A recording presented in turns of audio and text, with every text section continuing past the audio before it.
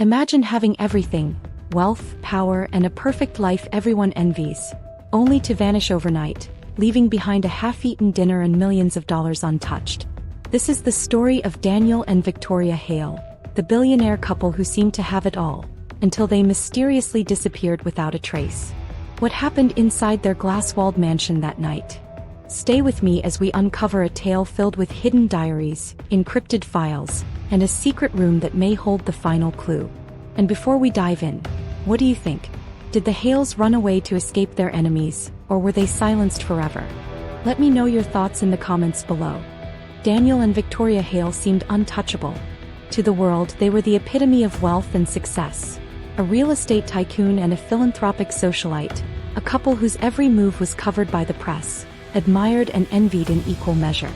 Their mansion, perched on a cliff overlooking the Pacific, gleamed like glass in the sun, reflecting a life that seemed flawless. Inside, life looked like a dream. The marble floors of their foyer were always polished, the walls lined with abstract art worth millions. Every room was meticulously curated, every detail perfect. Their private jet was ready for spontaneous escapes to Europe.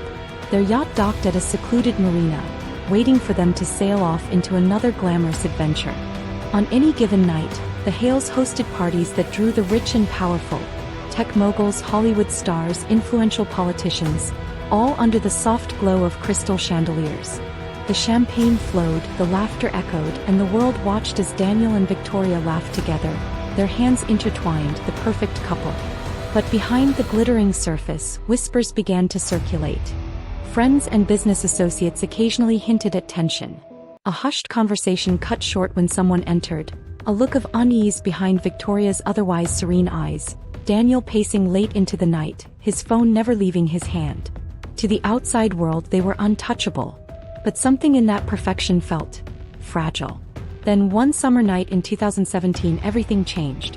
The lights in the Hale mansion were still on, casting shadows across the empty dining room. Dinner sat half-finished on the table. The beds were neatly made, their personal belongings untouched. Yet Daniel and Victoria Hale were gone. No note. No sign of struggle. Just a silence that would baffle investigators for years. And when the police checked the Hale garage, what they discovered would make this case even stranger. When investigators first stepped into the Hale mansion's garage, something felt off.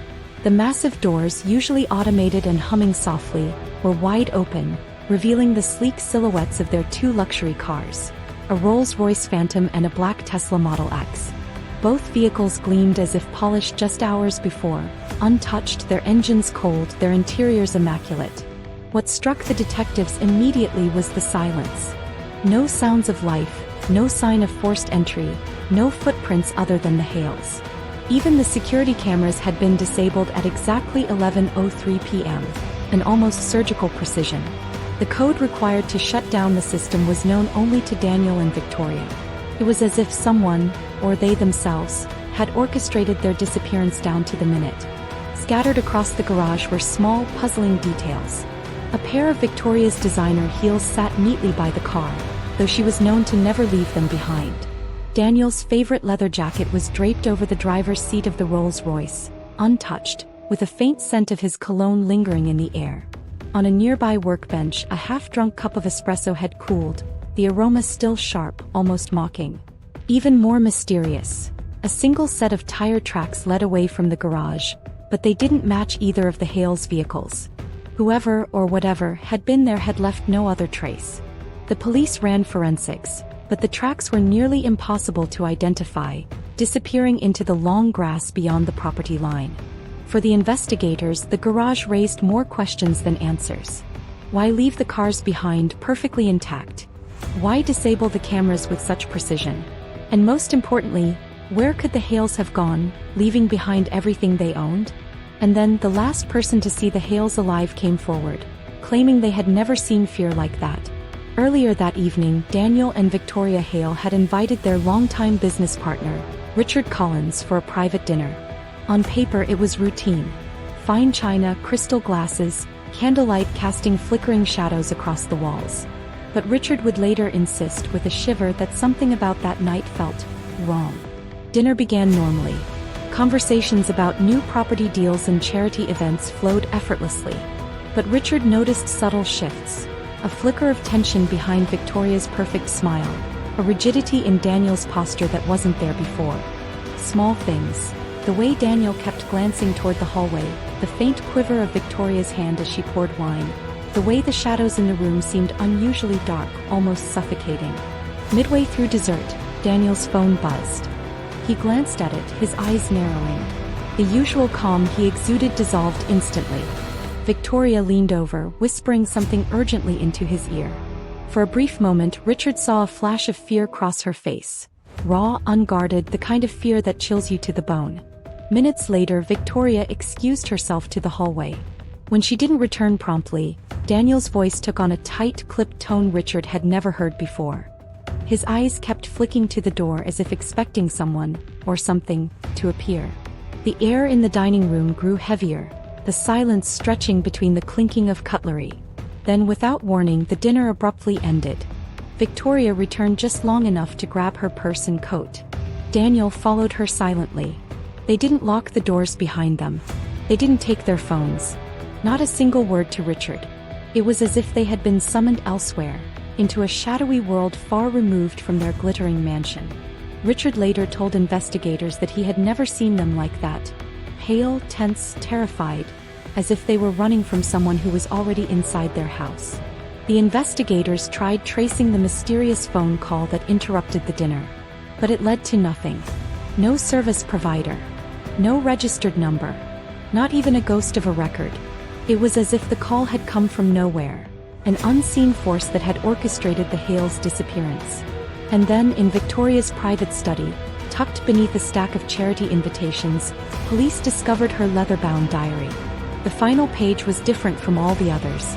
Her neat, elegant handwriting turned shaky. Words were scratched out and rewritten. Among them was a chilling warning. Daniel has been keeping secrets. If anything happens to us, it will not be an accident. The entry stopped mid-sentence, the ink slightly smudged as though she had been interrupted. Whoever, or whatever, had entered their lives that night was leaving invisible fingerprints. And then, days later, hundreds of miles away, a fisherman stumbled upon something in the water that would shock the nation and hint at a truth far stranger than anyone could imagine. Inside Victoria Hale's study, tucked behind a row of perfectly aligned books, police discovered a leather-bound diary. It was old, with worn edges and a faint scent of lavender, the kind of personal item you'd expect to hold secrets meant for no one else. Investigators flipped through the pages. Most entries chronicled daily life, charity events, business meetings, and vacations in exotic locales. But the last few pages told a different story, one that was chillingly out of place. Victoria wrote about Daniel's late-night meetings, unexplained phone calls, and business associates who suddenly vanished from his life. Her tone shifted from polished to anxious, the handwriting growing uneven, sometimes frantic. The final entry, written just a day before the couple disappeared, was the most haunting. Daniel has been keeping secrets.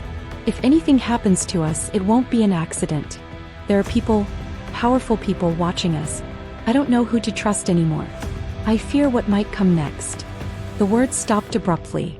The sentence remained incomplete, smudged, as if she had been interrupted, forced to leave the diary in a rush. Investigators noted small but strange details around the study. A faint ring of dust on the floor suggested someone had been moving things around. A chair was slightly pushed back from the desk, though no one claimed to have entered. And among her belongings, a single flash drive was hidden inside a drawer, labeled with nothing but a tiny scratch symbol, a triangle inside a circle. When cybercrime experts later examined the drive, they found encrypted files too sophisticated for local authorities to break. The files contained cryptic documents, video snippets, and financial records that hinted at threats from a network of people intent on controlling Daniel's empire, or silencing him. The diary raised more questions than answers. Who were the powerful people Victoria feared? Did the Hales know someone was planning their disappearance? And most terrifying of all, were they still alive when the diary was left behind? And then, hundreds of miles away, a fisherman stumbled upon something floating in the water that would escalate the mystery to an entirely new level. A week after Daniel and Victoria Hale vanished, Tom Reynolds, a solitary fisherman, navigated his small boat through a dense morning fog along a remote stretch of Oregon coastline. The sun had barely begun to pierce the thick gray mist, and the water's surface shimmered with an unsettling stillness, broken only by the occasional ripple from his oars. Then something dark caught his eye, bobbing unnaturally among the floating kelp, a black leather briefcase. Its corners were scuffed, waterlogged in parts, and it seemed almost deliberate, as if placed to be found. An instinctive chill ran down Tom's spine. With a gloved hand he dragged it aboard. Inside he found items that instantly sent his heart racing. Passports belonging to Daniel and Victoria Hale, each stamped with international travel logs that didn't match public records. Bank documents showing transfers of hundreds of thousands of dollars to unknown accounts.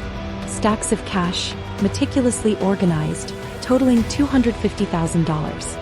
Everything pointed unmistakably to the Hales, but there was something more sinister tucked in the corner. A small, plain flash drive sealed in plastic. On its surface, scratched faintly, was a tiny triangle inside a circle, the same symbol found in Victoria's diary. It was a clue, intentional and cryptic, hinting at a connection no one yet understood. Authorities immediately took the briefcase and flash drive into evidence. When cybercrime experts examined the drive, they were stunned. Inside were encrypted files of a sophistication far beyond typical criminal activity. Video snippets showing shadowy figures lurking outside the Hale mansion. Some frames were grainy, others clearer, but all captured moments of tension. Daniel pacing nervously, Victoria glancing repeatedly at the windows. Scanned documents suggesting threats from unknown individuals wielding massive power. Business partners, politicians, even people connected to international finance. Coordinates and maps that led to locations with no obvious pattern, almost like a puzzle meant to confuse anyone trying to follow. Investigators began to realize that the Hales' disappearance was no accident. Every detail suggested meticulous planning, someone observing and manipulating events with chilling precision. Whoever had orchestrated it had left subtle clues, enough to be found, but not enough to be fully understood. The discovery reignited hope and dread simultaneously. The briefcase could indicate that the Hales were alive, taking precautions, leaving breadcrumbs for anyone who might follow. Or it could be a carefully planted illusion by someone far more sinister, hinting at the true danger that had already claimed them. And just as the FBI officially stepped in, a hotel clerk came forward with footage that would shock the nation, claiming he had seen Daniel and Victoria alive, under identities no one would ever expect. Weeks had passed since the discovery of the briefcase, and the FBI had officially stepped in, bringing federal resources to a case that was already baffling local investigators. It was then that Marcus Lee, a hotel clerk in downtown Seattle, came forward with an account that would send chills through the entire investigation. Marcus described a couple who had checked into his hotel under false names, Daniel and Victoria Hale. At first glance, they looked composed, even elegant, but anyone paying attention could sense something profoundly wrong.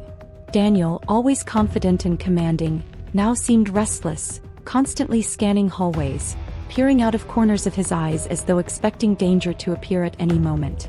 Victoria, usually serene and graceful, clutched a small leather suitcase with a white-knuckled grip. The expression on her face was one Marcus would never forget. Eyes wide with fear, jaw tense, lips pressed so tightly they seemed to vanish. The couple requested the top-floor suite, the most secluded room in the hotel, and insisted on no housekeeping, no calls from the front desk. Their caution was meticulous. Marcus later admitted that even the security footage felt wrong to him. In one frame, Victoria paused mid-step, turning toward the camera. She didn't wave, smile, or make a normal gesture. She stared directly, almost knowingly, at the lens, as if leaving a secret message or a warning for anyone watching. Marcus also noted that Daniel appeared protective, positioning himself strategically whenever Victoria moved, whispering instructions under his breath. Their behavior suggested not just fear, but awareness of an unseen threat. It was as if they were trapped in a game only they understood, moving through public spaces while invisible eyes followed their every step. Even more perplexing, they had left a cryptic note in the room. "We cannot trust anyone. Not yet. Wait for the right moment." The FBI began to piece together the implications. The Hales weren't just hiding, they were actively orchestrating something. Their disappearance wasn't a simple flight. It was a carefully calculated plan, one that involved leaving selective breadcrumbs.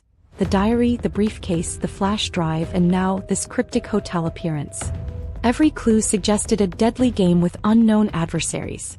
Powerful, unseen forces were watching, controlling, and perhaps even manipulating the Hales' every move. The question remained, if they were alive, were they safe? Or had they merely escaped into a cage of their own making? And then months later, during renovations of the Hale mansion, workers uncovered a hidden panic room, filled with monitors, secret files, and a videotape that may finally reveal the truth. But at what cost? Months after the Hales disappeared, renovations began on their cliffside mansion. Contractors, accustomed to modern luxury homes, were unprepared for what they would uncover. Behind a seemingly ordinary bookshelf in Victoria's study, lined with first editions and charity gala souvenirs, lay a hidden door cleverly disguised. The workers hesitated before opening it. Beyond the door was a panic room, compact yet technologically sophisticated. Every surface was clean but functional, the walls lined with monitors, blinking with static or showing security footage from cameras around the property. Footage the authorities had never known existed. Inside the room, investigators discovered maps and blueprints of the mansion and surrounding areas, with handwritten notes indicating escape routes and surveillance blind spots. Burner phones and encrypted hard drives, some marked with the triangle and circle symbol found in Victoria's diary and the fisherman's flash drive. Personal belongings, including Daniel's briefcase, packed with cash and documents, and Victoria's handbag. Everything left as though the couple had just stepped out. A single videotape, labeled simply, "For Our Safety." The contents of the tape have never been publicly released, but insiders report that it shows the Hales speaking directly to the camera, detailing threats from powerful individuals tied to Daniel's business empire. Their faces are calm but tense, revealing a couple on the edge of desperation, planning for a life constantly under surveillance. Every corner of the panic room seemed designed for one purpose: survival. There were hidden compartments, emergency supplies, and even false exits. It was clear that the Hales had anticipated danger long before their disappearance, preparing a sanctuary that was both a refuge and a message to anyone trying to uncover the truth. But even in this room, questions remained. Had the Hales been trapped here for weeks, months, or longer? Were they communicating with the outside world, or had they vanished completely after this precaution? And most unsettling, if someone powerful wanted them gone, had the panic room merely delayed the inevitable? The discovery of the hidden room offered more answers than any previous clue, but it also deepened the mystery. Every breadcrumb left behind hinted at a story that the public might never fully understand, a life of opulence shadowed by danger, secrecy, and unseen threats. So what really happened to Daniel and Victoria Hale? Did they escape, using their wealth and cunning to disappear forever? Or were they silenced by the powerful forces they feared? The truth may never come to light, but the mystery of the Hales remains one of the most haunting and unresolved disappearances of the modern era. Months after the hidden panic room was discovered, the Hale mystery seemed closer to being solved. But then investigators noticed something alarming. Some files from the flash drives were missing entirely, entire folders erased without a trace. Who could access them and why? Meanwhile, online chatter hinted at new sightings. Anonymous users claimed to have glimpsed Daniel and Victoria in distant cities, London, Dubai, and Tokyo, always under aliases, always moving quickly, always just out of reach. Each lead ended abruptly. A deleted camera feed, a scrambled signal, or a location that seemingly didn't exist. Cybercrime experts studying the original flash drive discovered a strange anomaly. A hidden network embedded in the files, like a digital map pointing to places no one could find. Was it a clue left by the Hales themselves, or a trap set by whoever had been hunting them all along? Then a whistleblower from Daniel's old business circle contacted the FBI with a chilling warning. You have no idea who you're dealing with. The Hales were involved in something far bigger than real estate or charity. Their enemies are still watching, and they will stop at nothing. Investigators began to realize that the Hales' disappearance was not an isolated event. It was just the beginning of a much larger, global game, one that extended far beyond their mansion, beyond the flash drives, and into places no one had even imagined. So where are Daniel and Victoria now? Are they still alive, hiding in the shadows, Or has the unseen enemy finally caught up to them? In the next episode, we'll follow the trail they may have left behind. Clues so shocking they could finally reveal the truth, or put the people searching for them in grave danger. Don't miss the next episode. It's the only chance to uncover what really happened.